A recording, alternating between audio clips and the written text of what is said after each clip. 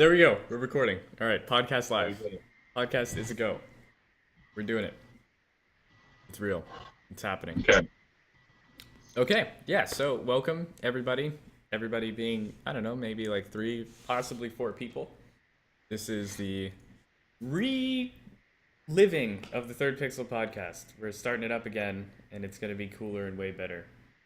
So this week, we have a couple of topics. I don't know, it's mostly like lame stuff about Street Fighter. But I think it's cool to like have people that kind of know about the game talk about it, like learn, you know? Yeah, I agree. It's like educational, informational shit. Yeah, I mean, it makes sense to me. So yeah, this week on we have starting from the left, we have Mark, also known as Valiant, Hey, how's everybody doing? and then we have Nick Tanella. He is a Hello. Twitch streamer, also a tournament player. He plays a very shitty Oni and Blanca, and he also plays Geef on keyboard. Mostly Blanca, Mostly Blanca. Check him out on Twitch.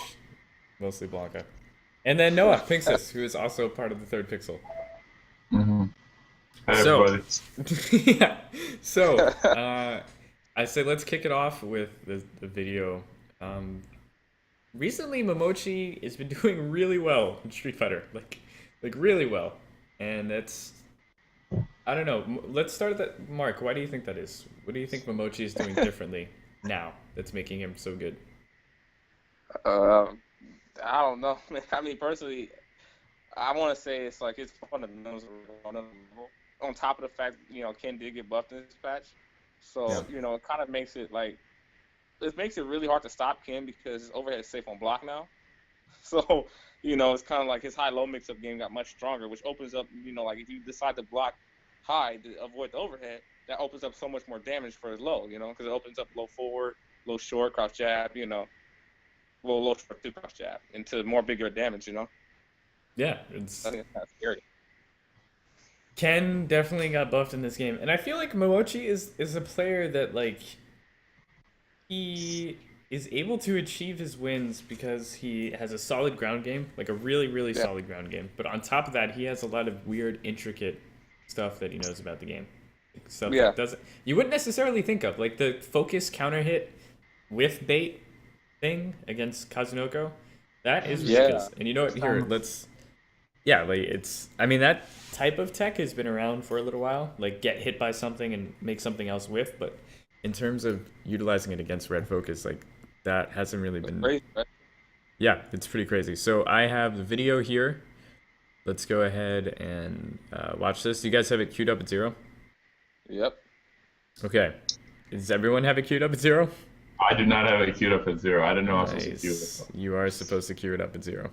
So while these people are queuing it up at 0, I'm already ready. I'm ready. all right, he's already ready. What's going on with you guys?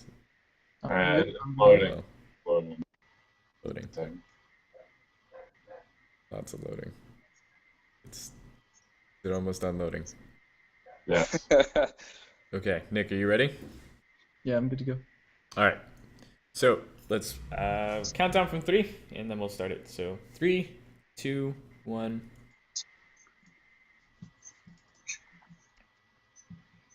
Okay. So sick, dude.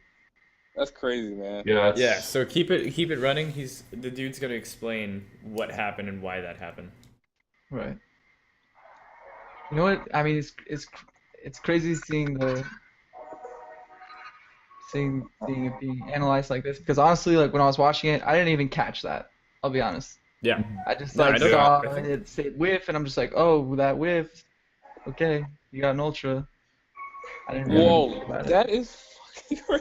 Oh my God. Yeah. What the heck? Yeah. Yeah, so he's releasing the focus early so that the shoulder counter hits instead, like during the startup of the focus. Yep, that's what Yes. I think this was doing. And the counter hit forces the red focus attack to whiff. So it is really ridiculous. And the video is still going as well. Wait, what the? Oh my. Yeah, like that stuff will like it's happened to me a couple times when I've played against people just with Yun in general, but like I didn't know exactly what was causing it. It was just sometimes whiff. Yeah. Like even on hit, like there's certain situations where it just whiffs, and maybe it's character specific, and it's not necessarily Ken, but I guess there are ways for certain characters to just mitigate this really good hit confirmed with huge damage. Well, I mean that's the thing is that Momochi sees that like okay sometimes this whiffs, right? So he wanted to recreate the exact scenario that makes that whiff because I mean it makes sense. Like, would you rather get a level 3 or like a level 2 focus crumple, like a counter hit crumple into ultra into the win, or have your opponent waste 3 bars into ultra into win? Like in terms Yeah. of a resource management standpoint, and managing your opponent's resources, that shit's smart as fuck, and I don't think a lot of people are thinking about that, but the point of where Street Fighter 4 is now in the metagame, that's the type of shit that you have to be thinking about to win tournaments. Like, I don't know. I guess that's the state of the game. That's crazy. Wow. Yeah, I mean, he's gonna force people to level up. You'll see it in the next like 6 months probably. People are Makes gonna sense. be bringing this weird tech more to the table. Like you'll see it more often. Yeah. It's funny, That's very funny because I was just talking to my friends about that. I was talking to Kian mainly, my buddy Kian, about just like exactly what Momochi did, like that type of mind game he played. I feel like that's really strong. Like in Street Fighter 4 now, it's like the only thing that gives you an advantage over your opponent is having more knowledge than them. Having stuff that they don't know, but so they willingly give you the match. Like, I mean, Kazunoko, they said Kazunoko possibly knew about that already, but at the same time, Kazunoko kind of went for that as if he didn't. You see how he like gave him the match, because he didn't know about that, and obviously Momochi did, and I feel like that's really strong. That's like really, really strong in this game. It's like pretty much like the way to really win majors is like to really have like to have a lot of knowledge that your opponent doesn't have about even his character and character as well, And that makes that really scary because I know for for a fact if I was a young man I would have fell for that easily. And that's what Young wants to do, right? Yeah, like it's really scary. Desperation mode. It's like the most common Yun situation. Yeah, like it's the common Young go-to, and you literally took that away from him. That was crazy. Like that was really crazy. Mm-hmm. So scary, man. And like that so goes scary. with it goes with like the video he released before like explaining option selects. And remember, like I remember a conversation that Mark and I had after he released that video, and he was saying like on some like conspiracy theories, oh shit, the government. It was like if he's willing to release that tech to the public, think about the shit that he has that he won't release. And I feel like this is probably part of that collection of just like character and matchup specific information that he knows about the game. That's like blows my fucking mind because I don't. I didn't even think of it like that point. I didn't really think about that. I thought that he was just releasing that information because Street Fighter 4 is kind of, towards the end of its. Yeah. That's funny you said that. We had another friend said the same exact thing. Yep. He said the same exact thing. I'm not saying that is the exact reason. I just thought that like that's where my mind went to like automatically. That would have made sense. That's respectable. Yeah. That makes sense. Yeah. Mm-hmm. Not everybody's like super shady and like trying to hide their tech, but some people are. Some people definitely are, and that I think Momochi is one of the people that wins tournaments, and the reason why is because his opponents don't really know what the fuck's going on, and that's like, that's a great example of that. But like his that brings me to a question. Yeah, you go first. Yeah, no, I just thought about something. Wait, no, as a young man, how would your strategy be, or what would your strategy be to counter that? Well, I think doing what Kazunoko did immediately is just because like it's sort of against opponents that know that they can interrupt the stand medium punch into a shoulder string. There's opponents that will buffer focus dash forward into punish, or that they will just hold focus attack or stuff like that. So against those sorts of opponents, you sort of had to sort of counteract that already by either buffering different moves into your stand medium punch or just hitting it at the tip and not buffering anything into it. So then it becomes a mind game during footsies. So I guess it's another layer on top of that, and I guess it makes against higher level opponents you want to buffer into shoulder less often in general, especially in situations. Yeah. Or you just buffer different moves because like for example against certain like depending on the normal that you buffer move into, like for example, a crutch medium kick. If you saw during Canada Cup, Kazunoko to Zhao Hai, he went crutch strong, crutch forward, empty palm. And what that does is that against pretty much every character, except maybe Rufus because of how horizontally far EX Messiah goes, if you hit a person with the tip of your low forward or close to the tip of it and then empty palm, it's at a perfect spacing. If they go for a reversal or a focus stack, it'll whiff no matter what. Oh, really? It'll always whiff. Wow. So like you sort of have to adapt counter strategies like that. Shit's real. Like, stand medium punch is actually, but leaves your hurt box too close to your opponent, like your chest too close to your opponent anyway. Yeah. That really matters. So you'd have to adjust by using different normals during footsies. I think crunch forward and stand medium punch, like in terms of like how far the move is, I think stand medium punch goes slightly further forward. Especially because he takes a step forward when he does it. Yeah. Yeah. But it's just like you sort of have to like against a lot of opponents like during Topanga, for example, Kazunoko honestly doesn't. He just hits stand medium punch. He doesn't buffer it into anything a lot of the time. And then depending on what his opponent does, then he'll do something. Like he knows his opponent likes to focus. He'll just put a palm in there. And if his opponent holds focus, they just eat a fucking beefy palm for like 200 damage and stun. Yeah. So it's just you have to just be smart about red focus against better opponents just because it's not free 400 damage. And losing 3 meters sucks. That is true. That makes sense. And you can build 3 meters in ultra sucks. Yeah, like that's and fucking losing the round and potentially the game. That really sucks. And especially if you don't have just this incredibly like ridiculous stubbornness that Kazunoko has to just not care that you lost and just be as persistent with your game plan anyway. Like if you have a weak build in that, like that can lose you a set easily. Yeah, true. So you're like, oh shit, I don't know what I'm doing. I don't know if you guys watched that. I don't know if you guys watched that set, but it was a beating. It was hard to watch. Yeah, well, Kazunoko guy. He can't beat Momochi. The last time he beat Momochi was 2012 in Topanga when it wasn't the first of 7, it was the first of 3. Well, I mean, he had a derp him? Yeah, he was able to derp him, but the thing is, like, first of all, Yun isn't that good, and characters. That's a bold statement. Yeah, well, because like, okay, this brings us into another fucking topic: is the Event Hub's tier list.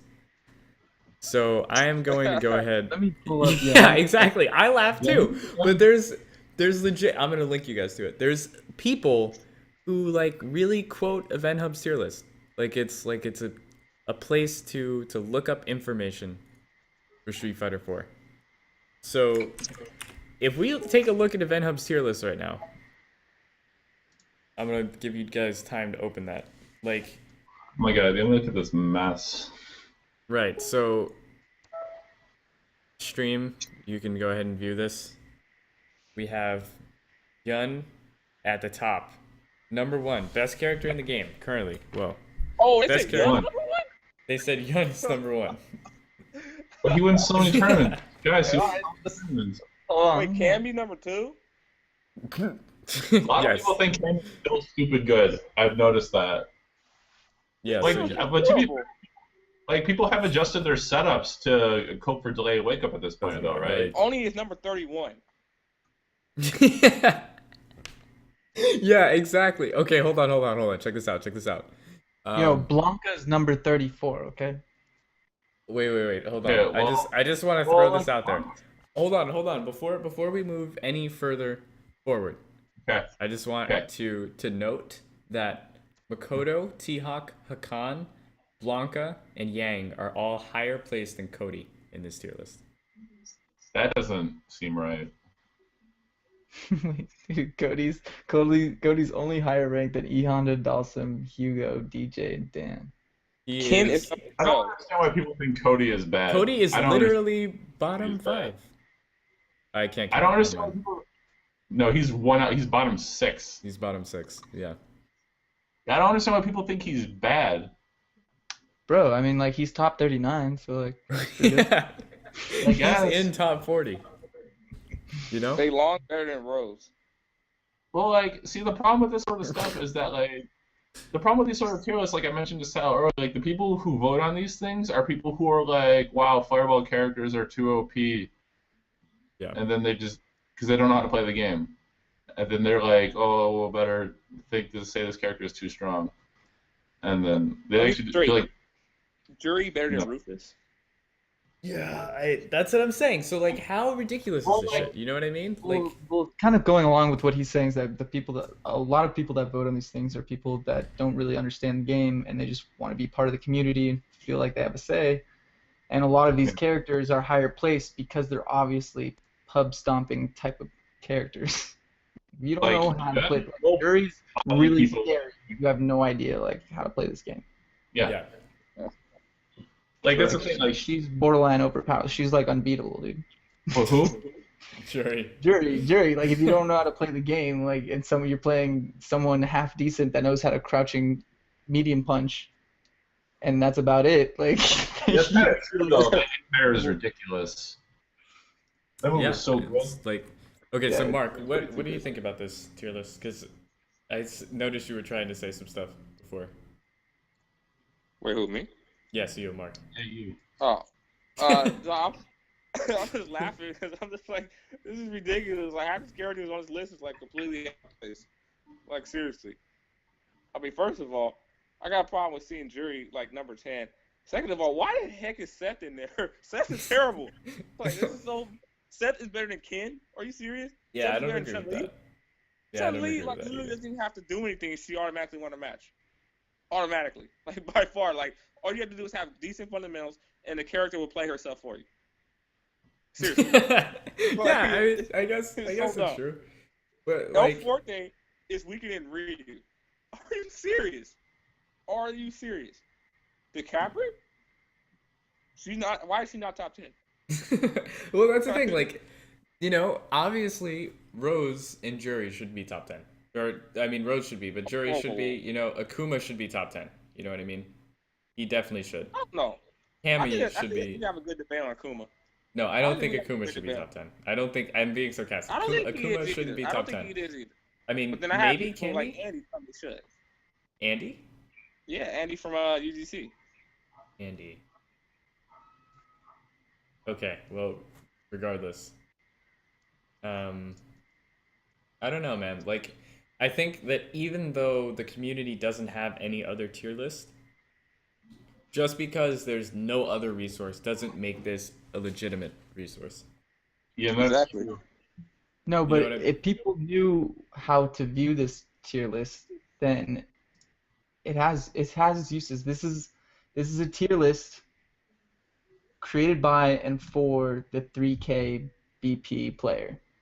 No, the 2K This is- player. This is representative of the like The mid-tier 1,000 player. BP, 200 BP player. Yeah, like just picked up the game You know off what I Steam mean? sale. You know what I'm saying? All right. Yeah. I think you're giving too much credit to the 3K people. Yeah. That's The not true. 3K people is the ones that's popping, FA long. Yep. Those are the ones busting that out.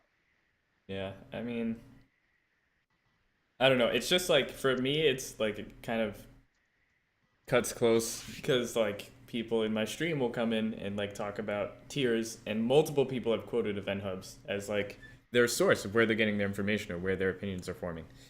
And it's just like it feels really frustrating to have this be the like this is the tier list that people look up to. Like this is Yeah. when new players start the game, this is their representation of tier list and of the state of the game. They Yeah. think that Cody is bottom 5, like bottom 6 or bottom 10. You know what I mean? They think like they look at the tier list and they see Honda in bottom 5 and they're like Honda is bottom 5. But like honestly, I think Honda is better than Makoto. I think Honda is better than Makoto. I think Honda is better than Blanca. There's a lot of characters Personally, that I think. it's not even tourist in this game. Well, yeah, I mean that as well.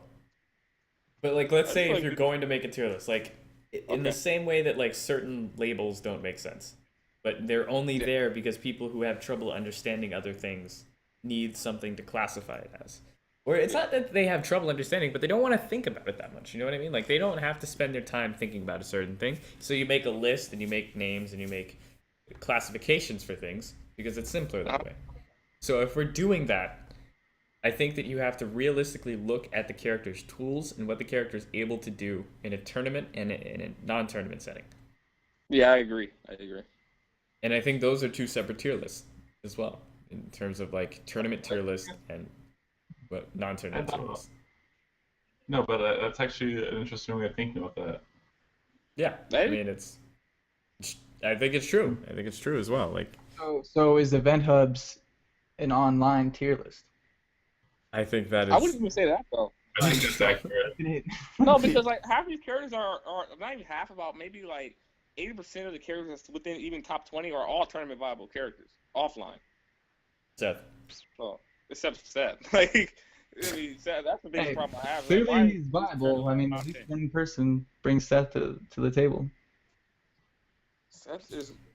I mean, online Tony, you know, and Gonzalez, Problem X. But look how they have to play for like virtually no reward. Like you can literally see that their play has dramatically changed because of Seth nerfs. Like I've never seen a character get nerfed so hard like Seth. like Yun, like I'm serious. Like 2011 Yun versus 2012 Yun, there was like a lot of nerfs. But even then, you could still somewhat play Yun like you did like 2012. I mean, like AE in 2012 and up. You can still play him the same.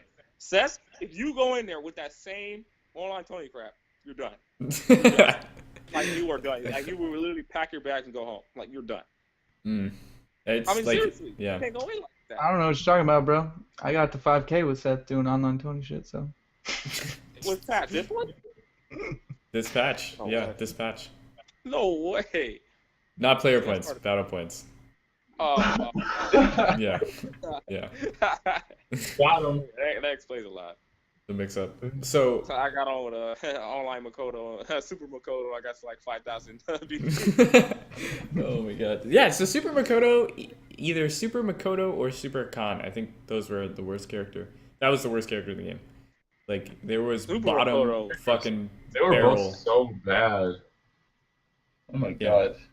Yeah, No, Super Makoto made babies cry, man. I guess. That character, Yeah. that character was terrible. I've never seen a character that bad in fight. Like I don't think I've seen a character that bad to fight. But like Dan, you know, Dan in Super, he was pretty bad, right?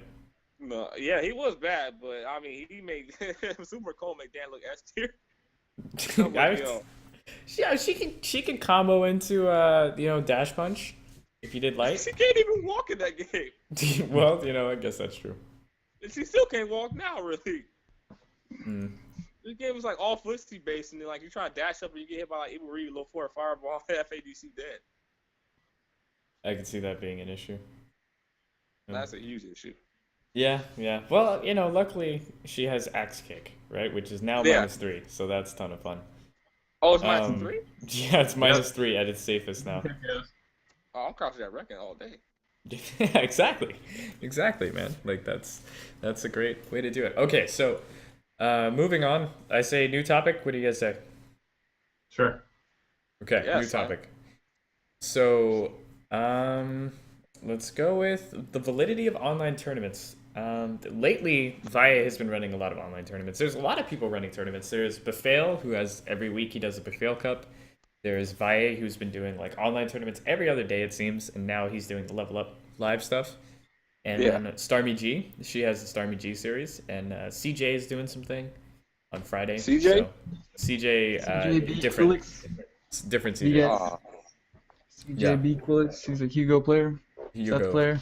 Hugo Seth, yeah. Oh, That's Seth. Yeah. Yeah. So, I think that online tournaments are pretty cool. I think that it's a great way to engage people. You know what I mean? Like, give people a purpose to get better at Street Fighter. Like, not just player points, but like to see your progress in a tournament can help you want to get better at the game. You know what I mean? Yeah. Like, it can help you move forward. Right. I agree. You can write off getting beat on in ranked matches because you just remember like the ones that you win, and you're like, yeah, like I'm getting better. But No, you kind of. have that certain amount of time in the tournament, and you're like, I only have that certain amount of time the next tournament. Like I want to, I gotta spend so much and so much time so that for that 5 minutes I can be the best I can be. You know, I think a lot of players go into the mindset of like ranked matches like, oh, I'll just, you know, see if I can win. I'll just play for a couple hours and like then I'm done. Yeah, no, it's like it's a performance situation, so you'll act differently because the stakes are higher. So like the stuff that you might do necessarily ranked match because you're just like YOLO player points, I don't really care.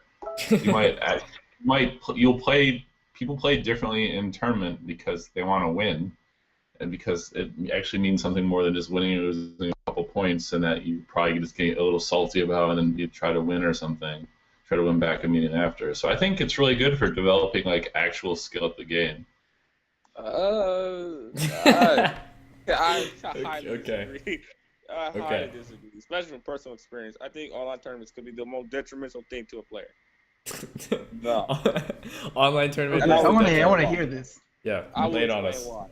For example, back in when I first started my career in Street Fighter in 2010, I used online. Like one of the hugest problems online is that people tend to view that and measure their skills online. So, for example, you'll play a matchup that's your favorite, right? Like, for example, Fei Long Blanca is Fei Long's favorite. So I'll go online and play against a Blanca player, and I will have a long set with this guy. And online, literally, there's like different types of lag for online. There's the visible lag that you can obviously see, and then there's button latency delay, and there's like a huge button delay, actually, a really bad one. And to you kind of really can't tell. You kind of really can't see it. But then when you're playing, a lot of things happen. Like, for example, a Blanca does a Blanca ball. You dash up as Fei Long, you try to wreck her, right?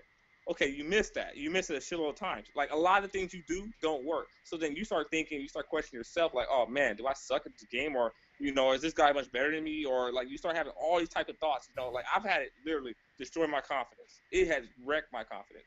When I got online, I would literally lose the stuff that's unbelievable online. I will lose dash up, hit and run steps, random Blancas, like random Hugo players, random Elenas, like the most randomest stuff you will ever see in Street Fighter. And it made me really feel like, damn, do I really suck at this game? Like, do I really honestly suck at this game? Oh, it will literally make you question your evaluation. It will make you question your existence in life. Like, people do it. I kid you not. That's how bad online is. Like, online, and to have a tournament, okay, you will have literally a player probably win that online tournament, right? He's like, oh man, I'm godlike at Street Fighter. I'm the next Daigo. I'm winning online tournaments all day. And then this dude comes offline and get wrecked, and then this dude feels like crap. Because you won like several online tournaments where an online set is viable versus like offline where you try to use sets that crap don't work. Oh my god. Like, online is so detrimental. Online drive-by Seth. It is different. But the people that are winning these tournaments aren't bad. And I would venture to say that they're pretty good offline too. Not like winning majors type of caliber, but that. Okay, example, Tommy Guns. He won. He won an online tournament. He barely lost to Justin Wong in an online tournament, and he caught Justin Wong free. Like, are you serious? Really? Like, who are you? No, well, I think it's more indicative of the person and not necessarily the online tournament experience. Format. Yeah. But he was feeling I think himself that's just like he was indicative of that he's just a shitty human being who can't shut his mouth. But it's so unbelievable how godlike he thought he was because of how he wrecks people online with online set. Well, there is another benefit to online tournaments that's dealing with tournament nerves before you have to deal with them in person. I think that's true. Tournament jitters. No, I think you lost sense of confidence though, because you're more confident in the confines of your own home than you are outside anyway. Yeah, but like it's nice to like at least get to like dip your toes in the water. I think that online tournaments have a place. I'm not saying that they're gonna replace offline tournaments. Oh no. Yeah. In any means, hell no. Yeah, there's nothing like the real thing. But like to people who don't have access to a community like that, or that are just straight up scared that like I don't want to show up. I'm scared for whatever reason. It's intimidating, dude. It's intimidating. When I went to Wednesday Night Fights for the first time by myself, it was intimidating, dude. Like, and I've been around communities like that before, and it's still intimidating. And I'm glad that I got to have experience playing an online format, so that when I went there, I at least had some type of confidence to say like, I've done this type of thing before, just not around people. Yeah, I agree. I mean, I just feel like online has a good use. Only the good use online really has, to me at least, is that if you can approach online from a mindset of, I know there's lag. I know there's some BS that doesn't work, and I know what works and what doesn't. Then online shouldn't really affect you because there's certain things you can use to test. Like, for example, when you go online, you can still test players' mindsets. You can still see what type of mental mind game works on opponents because it's most likely going to work to people offline too. Only thing I say that online kind of throws like newcomer players off of is like punishes. Like, because newcomers will see certain things like, oh, okay, this works online, and they'll try it offline, and it just does not work. And I feel like that is one of the biggest reasons the biggest things that hold a lot of newcomer players back. I mean, because online is like it helps you get the matchup, but at the same time, it takes away so much that you could get from the matchup. It's like a really weird relationship online has. But I just feel like that's what I've seen online do to a lot of people. Yeah, and that'll happen in matches that seem like they have really, really fantastic connections, and you still can't punish things that you know are like retardedly easy to punish offline. So you start not punishing them, then you build bad habits of like not punish. Actually, that might be one of my punishes. Suck so fucking horribly bad. What the fuck? That's like evil laughter. Oh. Yeah, maybe I'm coming around, dude. Maybe I'm coming around. Maybe we should all boycott online tournaments. I'm just kidding. Yeah. It messed me up real bad, dog. I could attest to that. It messed me up real bad. It messed me up like all of 2011. All of 2011. Like it screwed me up. But like, I don't think there's anything wrong with online tournaments. It just depends on your priorities. If you're trying to be like a top player and you're trying to go to majors and like hang with Momochi and get bodied by his tech and whatever, then online tournaments aren't necessarily the right tool unless you're living in Japan, because you have got like internet out there. But if you're just someone who just wants to play the game and just wants to compete sometimes and you have the time or whatever, like I think they're totally a viable option. It just depends what your priorities are. I don't think they're a viable option for necessarily people like us because we take the game more seriously than that and have access to a community that we can go to at least sometimes, as opposed to just being in the Midwest where there's absolutely fucking nothing. Yeah. So. Except for the Texas scene. Okay, well. Dude, that's some cackling. Actually, I'm going this year. Actually, I'm gonna go. Oh, you're going to Texas? Top 8 confirmed. I'm going to Northwest major, and I'm gonna go to Texas. Okay. Let's go, baby. Yeah, easy. I'm gonna go, man. The best they got is a young player, Shin-Chang. And I mean, Shin-Chang, come on. I hope he's a perfect example of online young. He's a perfect example of online young. I hope Shin-Chang fucks you up. Oh, I hope he fucks you up so bad. I really do. I really hope with all my heart that he wrecks you. No. I think he's one of the few people in the goddamn country who plays you correctly. I'm body bag / coffin. I'm gonna mail him to your address, and then so you can see how badly I bodied him, and then you understand that his gun is nothing but straight dirt. Like if Derp had like a manifestation like form of like a human being that could just walk up to you and talk to you, it's him. Shin-Chang? It's him. Yeah. That is young Derp. That is straight up young Derp. I'm sorry, that is Young Dirk. No, I'm not. I'm just saying. I feel like in terms of people who I've seen play Yun in this country, I feel like the person who in America that plays him closest to correctly is Shin-Chang. Well, we were talking about the detriments of online tournaments to newcomers, new players, or newish players. Yeah. Maybe they've been playing the game for about a year or so, but they're still like we'd consider those people new. And as long as they haven't been, access to some kind of training or knowledge that makes them excel really fast.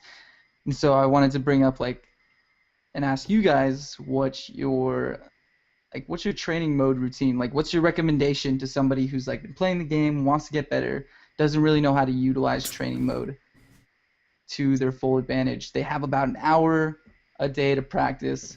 What could be their best? What would you guys suggest? You had an hour to practice in training mode every single day. What would you use that hour for? Noah, do you want to go first? I can go first if you want. Okay. I'll go first. Okay, so for me,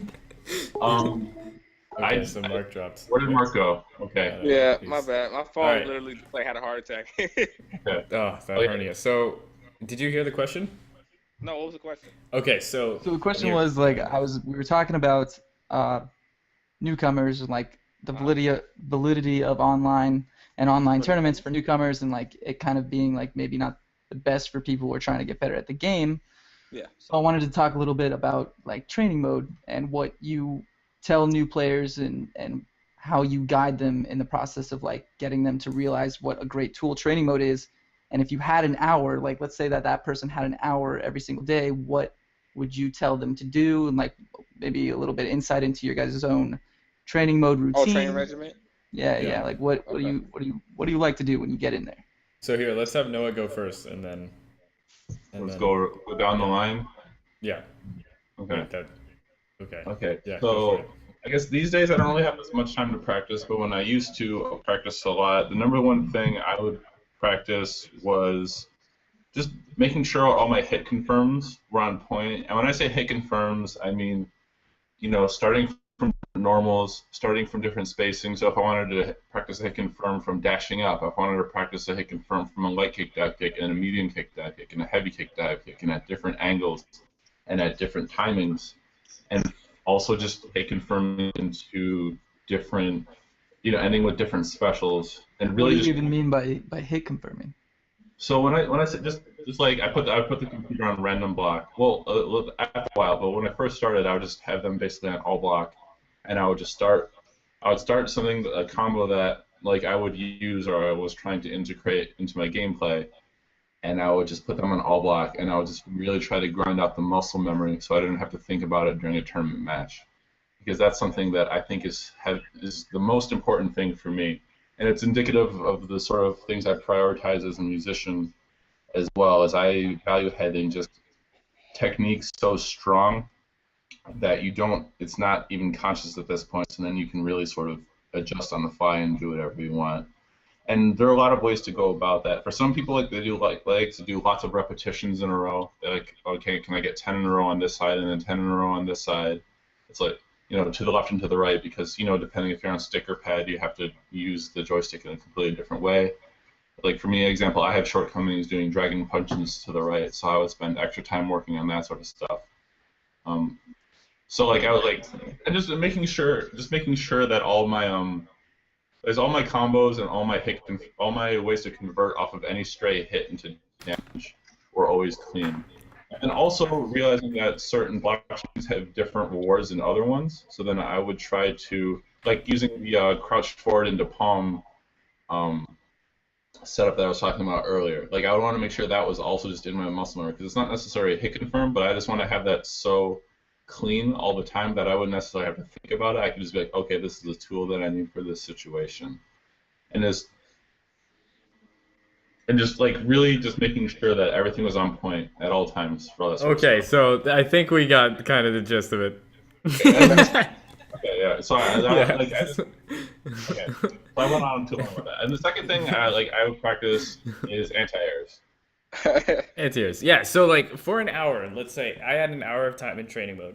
I think what I would do is for probably like 10 minutes, I would practice combos.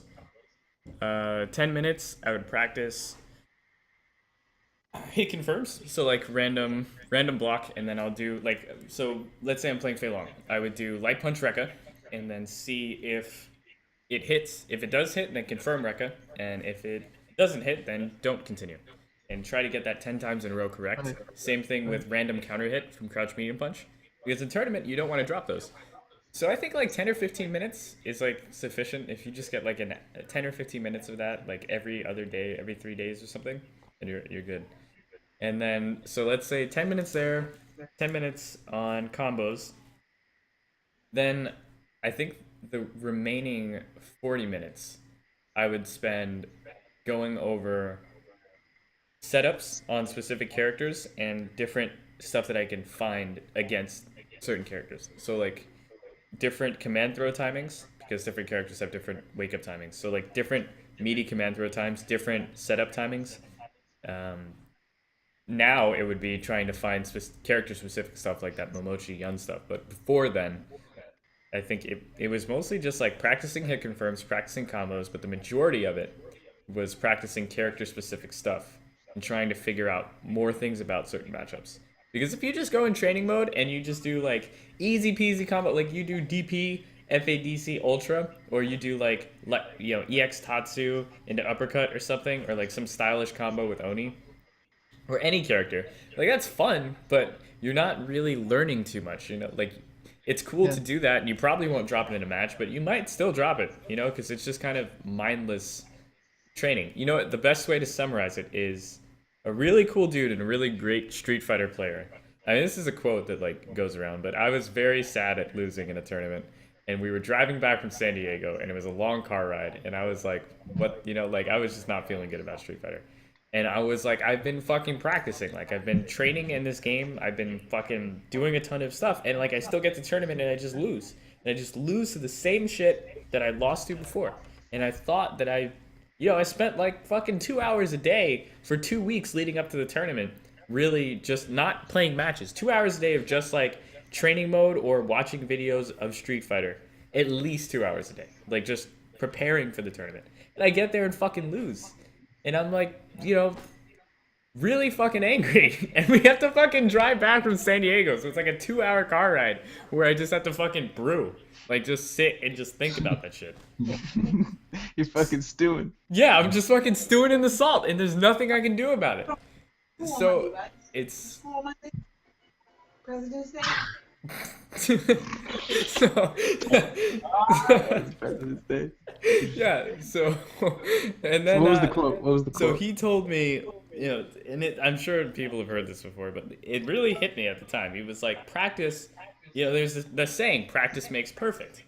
But that saying is incorrect. It's not true. Mhm. Practice does not make perfect. Perfect practice makes perfect. So basically, just because you spend time on something, just because just by spending time, yeah, if you drain hours into something, doesn't necessarily mean you're going to get results from that. If you are not managing your practice schedule, I mean, like it's not that serious, like managing practice schedule. It's not like to get good at Street Fighter, you have to like fucking change your whole life. I'm gonna get on a fucking regimen. It's like bodybuilding. Like I'm trying to get swole, creatine all day for the Street Fighter shit. You know, like that's I mean, not. but you kind of have to if you want to level up quickly. I mean, if you want to win tournaments, maybe. But if you want to just like get better at the game, you just have to keep in mind what you should really work on when you're playing the game. Like, Right. if you just play ranked matches, if like, okay, let's say for example, if CJ Truth, he really wanted to beat Justin Wong, right? At SCR, I think 2 years ago, SCR 2013. CJ Truth played Justin Wong in top 8, and he beat him. Now that was a huge upset. And the way how he did it, Mark and I talked to CJ after his match, and he was like, yeah, dude, I've been fucking practicing for months to play Justin Wong. I came here wanting to play Justin Wong and wanting to beat Justin Wong, and he did it. And the way he explained it was that he pulled out a notebook, like a pen and paper notebook that had like 18 fucking pages on like Justin Wong tendencies and the Fei Long Rufus matchup and like character specific things that you can do. And it like the way that he explained how he trained, he watched videos of Justin Wong to see habits that he had. He watched videos of Mago and Fuudo playing against different Rufus players to find different tech. He watched videos of different Rufus players. He played against a bunch of different Rufus players, but he didn't just go online and play and like find a friend that plays Rufus and said, "Hey, let's play like a first to 50." He really analyzed the Rufus versus Fei Long matchup and analyzed Justin Wong as a player. What was the shit that he talked about? He said 11 seconds into the match, Justin Wong has like a 25% chance of sweeping. Oh my god. That's like, What? that was the level Damn, that he analyzed. Pulled some data. Holy shit. Yeah, he pulled some fucking data on Justin Wong. That is the level of practice that allows you to beat Justin Wong. Right there. Right. So, That's true. to me, that's like one of the, if not the most important thing that I think about when I'm trying to practice Street Fighter or a specific matchup, is that I can't just drain my time, because I got a job, you know what I mean? I got other shit in my life besides Street Fighter. I can't spend all day playing the game. So when I do play, I gotta make my time count. You know, like I can have fun as well. Like I can just go online, start playing Cammy, start playing Seth, you know what I mean? Start doing setups with Akuma, you know, get into like a newbie friendly lobby and just like play Seth. And like that's fun to me. But Oh my like God. at the same time, I need to practice the game. You know what I mean? I need to practice certain shit, like how CJ was doing. Like this shit is crazy. Absolutely crazy. So yeah, that would be my training mode. 10 minutes practicing combos, 10 minutes practicing hit confirms, 40 minutes leveling up your game. And that entails matchup knowledge, player knowledge, all that shit. What about you, Mike? Train mode, never heard of it. Yeah. All right, moving on. Oh my god. Yeah, what I would do, pretty much in about an hour, what I would at least recommend. It actually kind of depends on the level of player you feel you are. You know, if you're an absolute beginner or you have like a lot of matches where you drop combos, and then you might want to spend pretty much that whole entire hour, ignore everything else, and practice just combos. Because that's the most important part at your level. Because why practice matchups and shit if you're not going to get your combos? Mm-hmm. So I think at a beginner stage, you should do that. If you're at an intermediate stage where I feel like 90% of the players are stuck at, which is like, it's a huge plateau when you get to an intermediate step, because it becomes, what now? I go to training mode, I practice combos all day. Well, then guess what? You hit another layer of the game. The next layer of the game is now you got to work on hit confirms, like, you know, Sal and Noah said, where you got to put the computer on random, and you got to see, you know, if you can confirm off of a hit or off of a block. So, you know, hit name, hit confirm. And from there, you know, you hit another layer. From there, it now becomes important to once you get out of that level, because once you can hit confirm really well, then you're no longer intermediate. You're now in the advanced stage, because a lot of the advanced players are the ones that can hit confirm off of anything on this game, period. Like Viper players, Cammy players, King players, all the type of players, they will like literally hit you with like one combo, and then that you'll be like have to put the controller down, you lost. Like that's how it gets in this game. So once you hit the advanced stage, there's another then there's a really huge plateau in that one now. The one in that one now, guess what? You gotta study character specific matchups now. You gotta study like that young thing that Kazunoko, not Kazunoko, but that Momochi found. That stuff now you gotta start looking for stuff like that. You gotta test scenarios like Ken versus Ryu. Where can I stand versus Ryu where I can hit Ultra 2 or get a jump in, or where can I stand where I can whip punishes low forward? And then from that stage, then you hit the final stage, which is the expert stage, where when you're in training mode, then from there you should be working on that. From there you should be working on all three of those combined. And then on top of that, you need to be working heavily on spacing. Heavily. You need to really, because this game is literally dictated by spacing. You can literally lose a match because you did not realize that your opponent was standing at a certain space that was at your disadvantage. You wouldn't even see it. Like, you could not see it. Like, it's so hard to see it. You know? Like, for example, Bison versus Fei Long. If a Bison, like, if a bad Fei Long player is like, okay, well, I'm going to stay outside of, like, Bison's, like, low forward range. And then they will literally sit right there and get hit by scissor kicks all day. And then they will literally be like, okay, what did I do wrong? You know, and they can play perfectly, too. Like, they can have a crouch strong, counters on deck. They can uppercut everything. You know, they can have all that crap down. And then they still lose. And then it becomes, why did I lose? And nobody in that room will be able to tell you that's why you lost, you know, because you was in a bad space. You know, you was in bad spacing, or you had bad spacing. You know, nobody can see that. A lot of players can't see that, you know, that you lose a lot of matches because of spacing. And so once you're at that level, you know, if you can tell that in that matchup you need to be outside scissor kick range, then, you know, you're good to go. Because from that range, a lot of Fei Long's buttons that you think won't hit do hit. So that should be like where people should practice, like, the focus the most. Once you get past the other three stages, what you should focus on the most in this game, because that is where let me write these stages down. Hold on, let me go back over them stages real quick. You got up there. You got the beginner stage, you got the intermediate, and then you got the advanced, and you got the expert. Combos, okay, combos, beginners. Yeah, combos at the beginner. Because this is really good for me too. Like, not only as a player, but also as somebody who's trying to help other people. You know, the funny part about Street Fighter is that a lot of the things you do to get good in this game is applicable in real life too. You know, in real world situations. Oh yeah. You know, that's Street one Fighter of is the life, coolest things. You know? No, seriously, it really is life. Like, I sit here, like, I'm known for, like, around all my friends for, like, being able to tie in a real life situation to Street Fighter. Like, really, you know, it's like easily like, oh, you just got option selected, or, you know, something stupid like that. Oh yeah, like when we were driving, there was like a truck that, like, it looked kind of rinky-dink, and you were like, I gotta stay outside of SPD range, and I was like, this shit was it was great.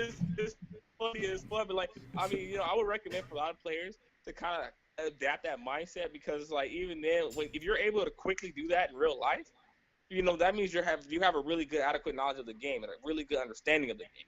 You have a really strong understanding. If you could quickly on the fly blow, that was option select. Like something stupid like that in real life. Because like the concept of option select means like you do an option, but you have a backup option at the same time. That's automatically selected by the computer. That's automatically selected for you by the game engine. But see, take that part out because in real life, I don't think life is gonna automatically select the option for you. Yeah, I'm trying to think of like a real life option select. Well, a real life option select is like you lose at Street Fighter, and then since you don't want to look bad, you be like, oh, but I got a job. I got a job. Real life option select would be hedging your bet. Yes, would be hedging your. Boom. It's like playing craps when like you bet on. You make a big bet or something, and then like you make a big bet and you look stupid. And everybody's looking at you. You're like, oh, well, I got a job, so I don't care. That's an option select. That really option select. Or I haven't been playing this game for weeks, even though like you look like you've been playing for like weeks. You know what I mean? Like, I don't play this game seriously, but you just did like a fucking combo. But like, we said combos for beginners, and then the next stage was hit confirms, right? At the intermediate stage, you want to mostly practice hit confirming. Hit confirming, intermediate. Yeah, hit confirming, and you can throw in anti-airs too. You can throw in anti-airs, hit confirming, anti-airs, and like a lot of like basic stuff. Like when I'm saying hit confirm, there's a lot more to it, but it's like basics. And that's the level you want to practice all your basics. Punishes, hit confirms, punishes, hit confirms. Anti-airs, basic punches like if only does roundhouse slash. How can I punch it? You fucking ultra. Yeah. I mean, actually no. Because most people would just go, oh, well, cross jab Rekka or something like that. But then now we move to level 3. We're level 3 in the advanced stage. Now you practice your most optimal damage punch. Because after a while, you will literally notice that you lose games like by like literally a pixel of health. Like the opponent has like a pixel left or like, and you're like, why did I HP left or something? Something crazy like that. And if you think about it, had you had optimized every single punch in that game, he would have lost already, right?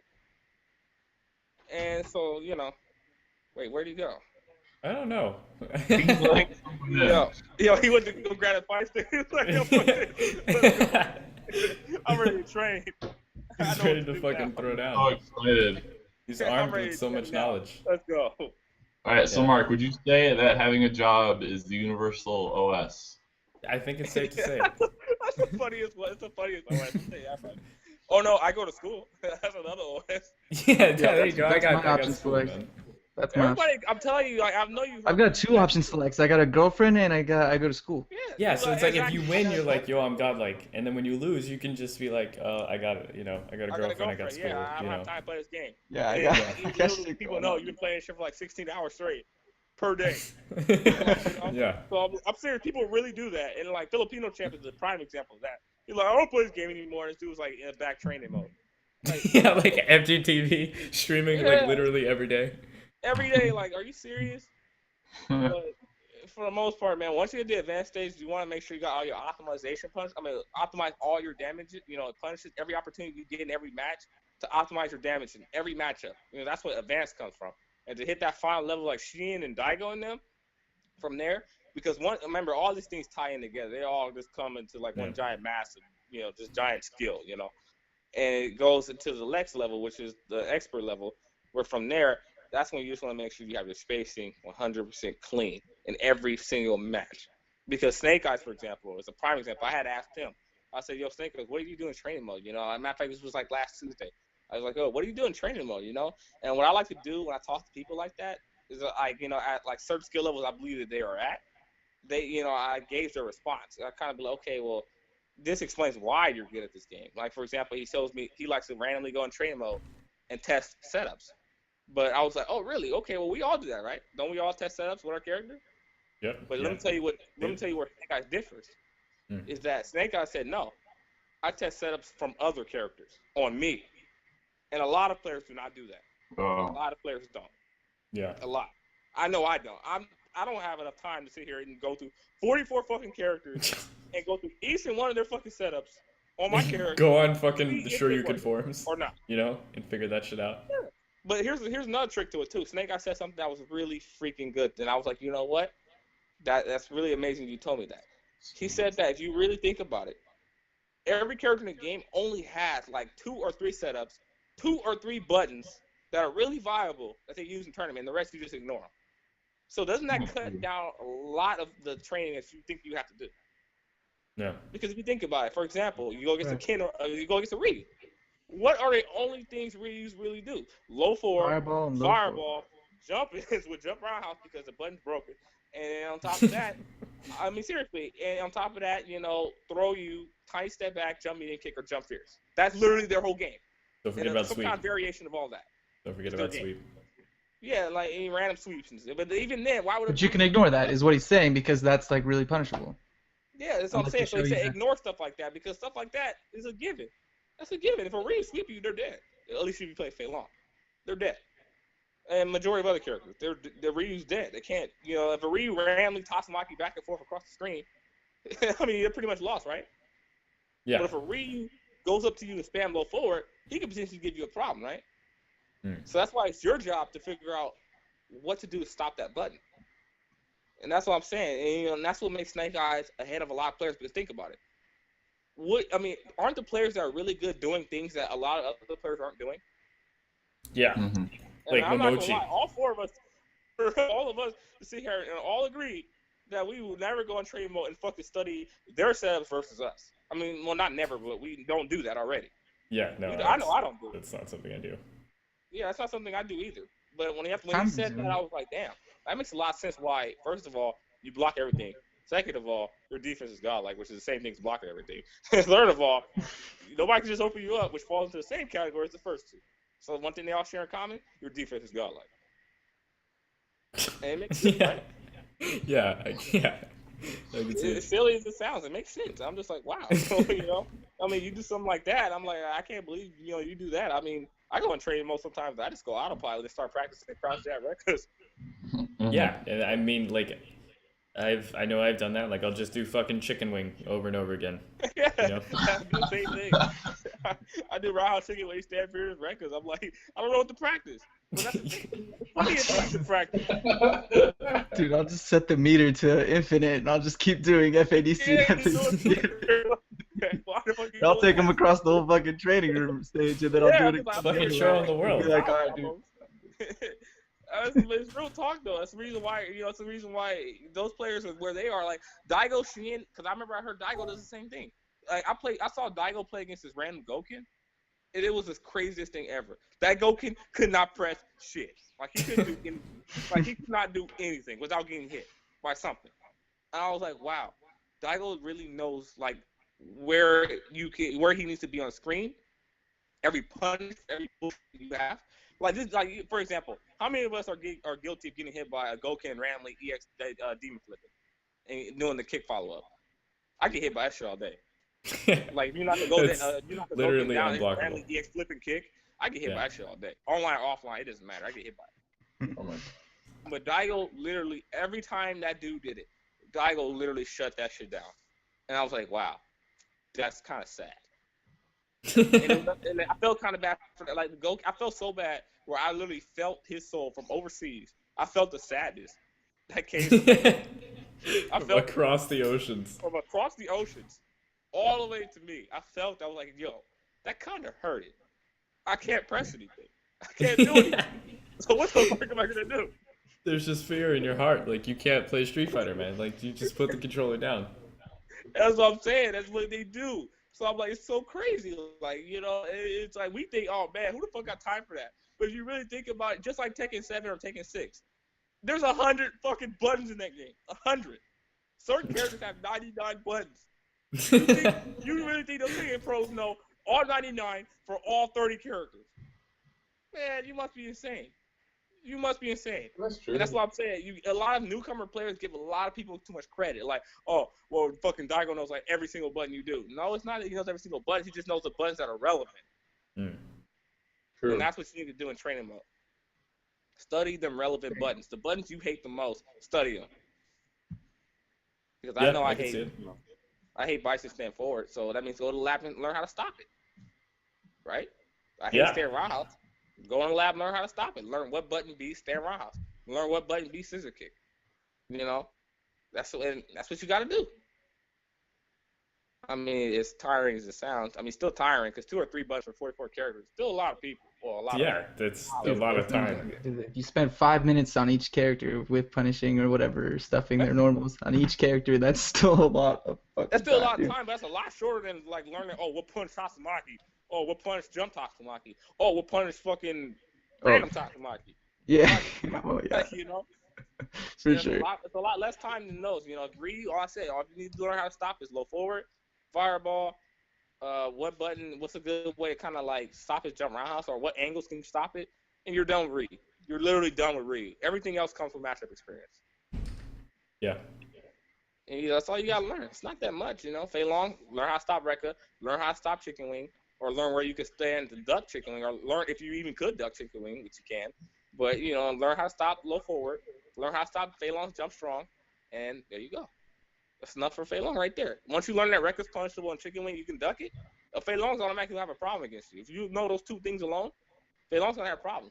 You know, and that's the thing. A lot of players win in this game off of you having lack of knowledge of what they can do. Like Brent. Oh yeah, Brent. Like for example, Brent. I played Brent, and it was like I didn't even know about unblockables versus Rufus. Once I found that out, I was like, oh shit, I'm about to go the fuck in. You That know, makes sense. I didn't know No, that. like, and I want to clarify. I'm not saying that like Brent only wins because people don't have matchup knowledge, but a lot of the times I see Brent win. Like I watch him play other people. He wins They look because lost. people they look lost. Yeah, Yeah, exactly. what the fuck is this? I'm like, I see a dive kicking the fat man. I'm just like, I know what to do. Yeah, It's true. that's It's true. Like- I mean, that's how he literally gets a lot of his wins. And why do you think characters that are so weird place higher than like standard characters, like at beginner levels? Like for example, when you first started the game, I bet you Blanco's got there, right? Right. Well, I'm serious. When that's you why first everybody started hates playing Blanca. Street That's why everybody hates Blanca. Everybody It hates literally Blanca. seems Fighter, unbeatable when you first start the game. Weren't characters like Vega hard, Blanca hard, Balrog, like the really weird ass characters, weren't they really hard to stop? But then Yeah. characters like Ryu, Ken, and those characters, you like, oh, I like fighting them. Why? yeah. Because they're fucking weird. Like the characters, they're hard to stop because you don't have any knowledge on them. But once you figure out, oh, Blanca boss punishment. Oh, Vega can't do this. Oh, Balrog can't do this. Then all of a sudden they become free, don't they? Except unless you play Fei Long Vega, then that's not free. But the point of the matter is, Or it Balrog. becomes a lot easier, right? That's not free either. I'm Yeah. just saying, man.